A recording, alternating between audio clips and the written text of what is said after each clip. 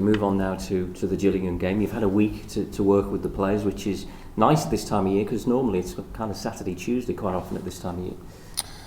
Yeah, it is what it is. I wouldn't have minded too much if we'd had a game on Tuesday, because we're working very hard at the minute, and it was always nice to see, because as I said before, the exams or the games, it would have been nice to see that us in the games, see what the improvements are or what we have to continually have to work on. But we've just continued that this week.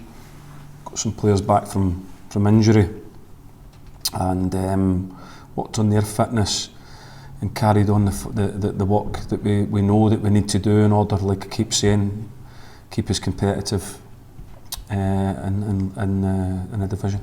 It felt like a really important result against Rotherham, not only because you got the late goal, but that shows, against a good side as well, but it shows that you keep going right to the end. You've got that kind of mental strength.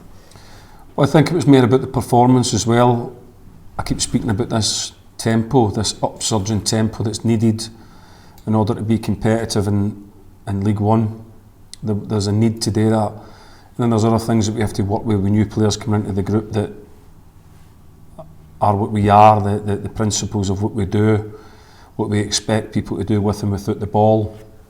An important thing was that we have the fitness levels and the mentality that we're able to go into the areas of tempo and stay in there.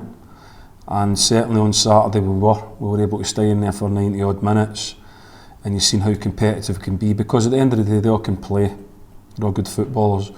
But what we had to get used to is that football at these levels are tough, physically, and you have to get used to and accept that when you go in there, you've got to stay in there and hang in there and get good at playing football at that tempo. And that was good on Saturday that we were able to do that, but now it's about consistency of that.